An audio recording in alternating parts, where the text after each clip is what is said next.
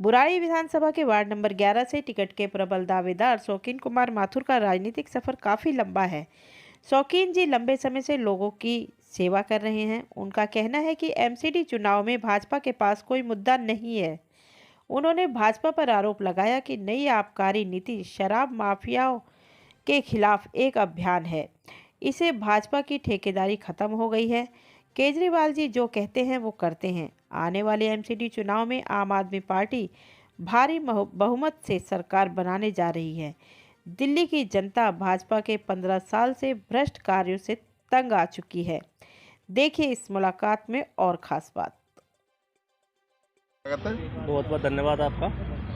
Sir, आज पूरी दिल्ली में बीजेपी नई आबकारी नीति का जो विरोध कर रही है, इसके क्या मायने हैं? कहाँ तक चलता है इसका विरोध जायज है? जबकि माननीय मुख्यमंत्री अरविंद केजरीवाल जी का कहना है कि इंटरेस्टेड जो शराब माफियाओं का जो बेस था, वो अड्डा था, उसको पूरी तरह खत्म किया है। कहाँ तक मायने हैं? देखिए, प्रदर्शन इनका कोई जनता को लेकर कोई गंभीर मुद्दा नहीं है। इनके ये ड्रामे हैं, वो हमेशा ड्रामे करते रहे हैं। जो आज प्रदर्शन में हैं, आप इन प्रदर्शनकारियों के बीच में आप जाइए और इनकी ना देखिए, उनको कवर करिए। रात को जैसे ही शाम को 5 बजे इनका ये ख़त्म होगा प्रदर्शन, यही लोग जाके ठेके की लाइन में लग जाएंगे। और आपने देखा होगा कई वीडियो ऐसी लीक हुई हैं, जो सुबह तो प्रदर्शन पूरे दिन प्रदर्शन करते हैं और शाम को हलचल हो जाती है, यार शाम हो गई है जल्दी चलो ठेके की लाइन में, उन्हें लाइन में भीड़ हो जाएगी।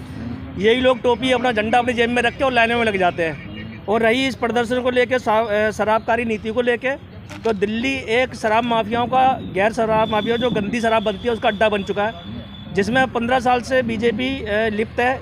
गली गली मोहल्ले मोहल्ले चौराहे चौराहे पे घरों में शराब बिक रही है, जिससे कि ऐसी हमारी जो नई नौजवान पीढ़ी है वो कहीं ना कहीं इसमें संगति में पड़ रही है और इससे ख़राब हो रही है। और जो शराब पीता है उसे तो आप रोक नहीं सकते। मैंने आज तक नहीं शराब पी, तो मुझे चाहे 1 रुपये की शराब पिला दो, 1 करोड़ की, तो मैं पीऊँगा नहीं पीऊँगा ना। अब जो पी रहा है इसको, और जो जहरीली शराब दिल्ली में बिक रही है, और जहरीली शराब बिकने के कारण हज़ारों मौतें हो रही हैं दिल्ली के अंदर। और ये शराबकारी जो नीति है जो केंद्र सरकार, दिल्ली सरकार की है, तो ये शराब तो हमारा एक डिपार्टमेंट है, ये केंद्र का भी है और हर स्टेट के अंदर है। अगर रोकने का आपको विरोधी करना है तो मध्य प्रदेश में करिए। बिहार के अंदर आपने पूरी शराब बैन कर रखी है, फिर भी वहाँ होम डिलीवरी हो रही है, और सबसे ज़्यादा तादादी खपत जो हो रही है वो बिहार के अंदर होती है। गोवा के अंदर शराब आपने इतनी कंट्रोल कर रखी है, पर वहाँ पे हर चौराहे पे हर दुकान में शराब बिक रही है। हरियाणा के अंदर भी आप अपनी नीतियों को तो बताते नहीं है, और जो अच्छी नीति कोई लेके आ रहा है आप उसका विरोध कर रहे हैं। तो इनका ये विरोध करने का नीति है, एक ड्रामा है जो इनका हमेशा चलता रहता है। चाहे वो महंगाई पे इससे पहले सरकार नहीं थी इनकी, बीजेपी की, कांग्रेस की सरकार थी, जरा सा रेट बढ़ जाता था इनका तो नंगे होकर नाच करते थे। कोई चूड़ियाँ भेज रहा है, कोई प्याज की माला डाल रहा है, कोई सिलेंडर लेके कर रहा है। आज वो 300 रुपये का कुछ सिलेंडर था, आज वो 1000 रुपये का पार गया। अब कहाँ गया इनका प्रदर्शन? तो इनका जो भी सरकार अच्छे काम करती है, हमारे अरविंद केजरीवाल जी ने अब से लेके तब से सरकार बनी है और अब तक अच्छे काम किए हैं, और इनका विरोधी रहा है। अब एमसीडी में हमारा चुनाव है, अब इनको पता 17 से 15 साल इन्होंने भ्रष्टाचार किया पूरी दिल्ली के अंदर। अब भ्रष्टाचार का सिर्फ झूठे वादे करते हैं, क्योंकि दिल्ली में सत्ता में रहते हुए इनको 7 साल हो गए हैं, जबकि यहाँ 18 साल से अधिक उम्र की महिलाओं के लिए 1000 रुपये की घोषणा कभी नहीं की, जबकि पंजाब गोवा में 1-1000 रुपये की चुनावों में घोषणा कर रहे हैं। कहाँ तक चढ़ता है, कहाँ तक? देखिए, मैं आपको बता दूं, जैसा कि ये लोग कह रहे हैं कि केजरीवाल जी झूठ की राजनीति करते हैं, तो ये झूठ की राजनीति, ये उनका मानना है झूठ की राजनीति हो रही है, पर ये दिल्ली की जनता का मानना नहीं है। आज दिल्ली की जनता ने बीजेपी को विपक्ष में भी इस लायक नहीं छोड़ा है कि वो सामने आके अपना कोई क्वेश्चन पुट कर सके वहाँ पे सदन में। आज इनके 3 विधायक हैं दिल्ली विधानसभा के अंदर, ठीक है ना। तो दिल्ली की जनता ने जवाब दिया ना इस चीज़ का। आप ये कुछ भी बोलते हैं रोड पे, मीडिया में, उससे क्या मतलब है हमें? ये दिल्ली की जनता ने 3 बार सरकार बना के दिखा दिया कि इनका सुपड़ा साहब दिल्ली से हो गया है, तो इनके बोलने से कुछ नहीं होता है। दिल्ली की जनता ने जवाब दिया है कि किस तरीके से श्री अरविंद केजरीवाल जी के नेतृत्व में यहाँ सरकार बनी और सरकार ने जो वादे किए वो वादे पूरे हुए, तो इससे दिल्ली की जनता खुश है। और ये क्या बोलते हैं उनसे कोई फ़र्क नहीं पड़ता, दिल्ली की जनता क्या कहती है हमें उससे फ़र्क पड़ता है। शौकीन जी, आपका राजनीतिक सफ़र काफ़ी लंबा है। आपने वार्ड नंबर 10 में और 11 में क्षेत्र के लोगों की काफ़ी सेवाएं की हैं। सर, पहले आप अदर पार्टी से इलेक्शन लड़े थे, आम आदमी पार्टी में आने का क्या प्रयोजन था? देखिए, अदर पार्टी, मैं पहले बीएसपी से था, मैंने 2003 से अपनी राजनीति स्टार्ट करी। 2012 में मैंने पहला चुनाव लड़ा। चुनाव मैंने लड़ा पर लड़ाया जनता ने। बिना जनता के मैं चुनाव लड़ नहीं सकता ना। उनका जन समर्थन, प्यार, मोहब्बत थी जिसने मुझे चुनाव लड़ाया। उस लगभग 3,500 वोट मुझे 2012 में दिलाए। 2017 में भी उसी जनता ने मुझे आगे बढ़ाया, उसी ने ही चुनाव लड़ाया। मैंने कोई अपना खर्चा नहीं किया, सारा प्रबंधन उनका था, सारा कुछ उनका था। उनकी प्यार मोहब्बत थी। मैं रहता मुकुंदपुर में हूँ, पर मुकुंदपुर में मैं वार्ड नंबर 11 में रहता हूँ, पार्ट सेकंड में। तो मैंने जनता के लिए काम किया। जनता मुझे पसंद करती है, मुझे कहीं ना कहीं देखना चाहती है। और रही पार्टी की नीति को लेकर जो विचारधारा श्री अरविंद केजरीवाल जी की है, शायद अन्य पार्टियों की नहीं रही है। जो गरीब तबके को लेकर उन्होंने काम किया, दिल्ली में जो काम कहा, पहले हम भी सोचते थे कि पता नहीं कितने वादे किए हैं, हो पाएंगे, पूरे नहीं हो पाएंगे। पर जैसे जैसे उन्होंने जो काम वादे किए वो पूरे होते चले गए और दिल्ली की जनता उनसे खुश होती चली। तो हमें क्या चाहिए? जो दिल्ली की जनता है उनसे कुछ ऐसी उपेक्षा नहीं कर रही है कि उनका राशन दिलवा दे, तनख्वाह दे दे, ऐसी चीज़ नहीं। जो बेसिक समस्याएं हैं उनको उन्होंने पूरी तरीके से ख़त्म कर दिया।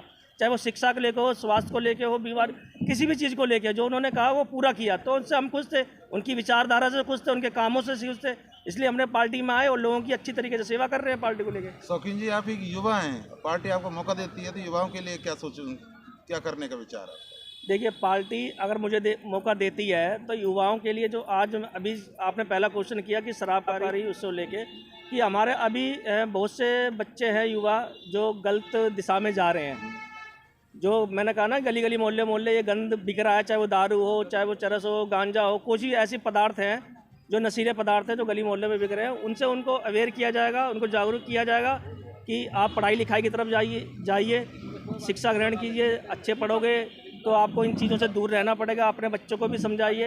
हम चाहते हैं ये दिल्ली की जो युवा है इन नशा मुक्ति से दूर हो और उनके लिए कोई ना कोई ऐसा कार्यक्रम किया जाएगा, समय समय पर जागरूक किया जाएगा कि वो नशे से दूर रहे। सबसे पहले तो काम किया है, काम करेंगे। एमसीडी 2022 का जो स्लोगन है ये कहाँ तक चरितार्थ है, कहाँ तक मायने होंगे इस बात?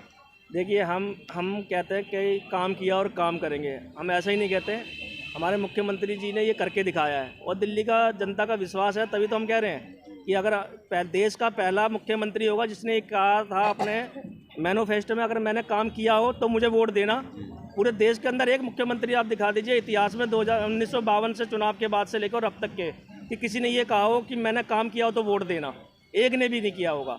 पर हमारे मुख्यमंत्री श्री अरविंद केजरीवाल ने इस चीज़ को कहा कि अगर मैंने काम किया हो, हमारी पार्टी ने काम किया हो तो मुझे वोट देना। और दिल्ली की जनता ने पहली बार से ज़्यादा समर्थन देके दिल्ली में विधानसभा में विधायकों को भेजा, केजरीवाल जी को मुख्यमंत्री बनाया। इसी बेस पे हम कह रहे हैं कि 2022 एमसीडी के अंदर अगर हमने काम किया हो तो वोट देना। काम किया हो, हम वार्ड नंबर 11 में बैठे हैं। हमारे मौजूदा निगम पार्षद भाई अजय शर्मा जी हैं, पूरे सिविल लाइन जोन के अंदर इकलौते पार्षद और स्टैंडिंग कमेटी के मेंबर। ज़मीन से लेके महल तक जितने भी लोग हैं उनकी आवाज़ स्टैंडिंग कमेटी में उठाते रहे हैं।